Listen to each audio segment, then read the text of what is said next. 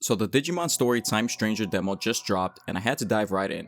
I've been following this one for a while and getting hands-on has me even more excited than I thought I'd be. It feels like the perfect mix, a Digimon game built in that modern JRPG style, kind of like Persona, but with gameplay systems that also remind me of the Pokémon Scarlet and Violet series. And honestly, that blend works way better than I expected.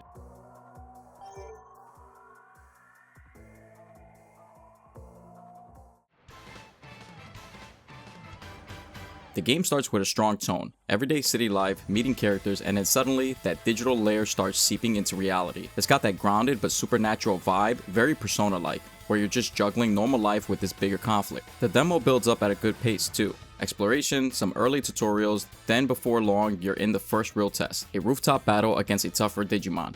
That fight does a great job of showing you how the combat isn't just flashy, but actually layered with strategy. So let's talk about the battle system, because this is where Digimon really feels like Digimon. Battles are turn-based at the core, but there's way more going on under the hood. Digimon are divided into three main categories: vaccine, virus, and data. Think of it as a rock, paper, scissors triangle. Vaccine beats virus beats data, and data beats vaccine. That alone forces you to pay attention to what kind of enemies you're up against, but then you've also got special attributes and unique traits tied to certain moves. These can really flip the fight depending on how you build your party. For example, a move might pierce defense or hit multiple enemies, while another might buff your allies or debuff the opponent. It's not just about having the stronger type, it's about how you position your team and what roles each Digimon plays. That layer of planning makes battles feel a lot more tactical than I was expecting. It's not just spam your strongest attack and move on. Even in the demo, you start to see how mixing vaccine, virus, and data Digimon together, plus paying attention to their traits, opens up a ton of strategies. This is why the Persona comparison works so well. Persona has that day-to-day life plus dungeon crawling loop, but your Personas themselves are basically static tools you swap in and out. Digimon goes deeper.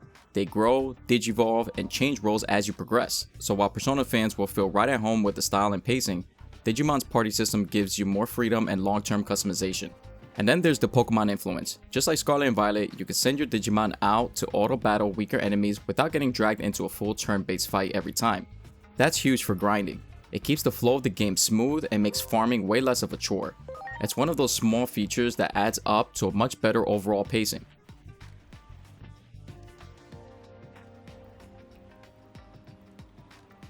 I ran the demo on the PlayStation Portal and honestly it looks and plays fantastic. Battles are quick, menus are responsive, and the visuals hold up really well on the smaller screen. It just feels right to play a Digimon game portably, which makes it kind of a bummer that we're not getting a Switch version at launch. This would have been a perfect Switch 2 title, something portable but full-fledged. A Digimon game where you can build your party, experiment with Digi-evolutions, has literally been the dream since I was a kid. Playing it on the Portal scratches that itch for now, but I'd love to see it on more handheld hardware. So after spending time with the demo, I've gotta say I'm impressed. This is shaping up to be the kind of Digimon game I've always wanted. A mix of smart, tactical battling, modern JRPG style, and quality of life improvements that keep the grind from dragging. If you're into Digimon, or even if you're just a fan of Persona-style storytelling or Pokemon's monster racing systems, this is a game to keep on your radar.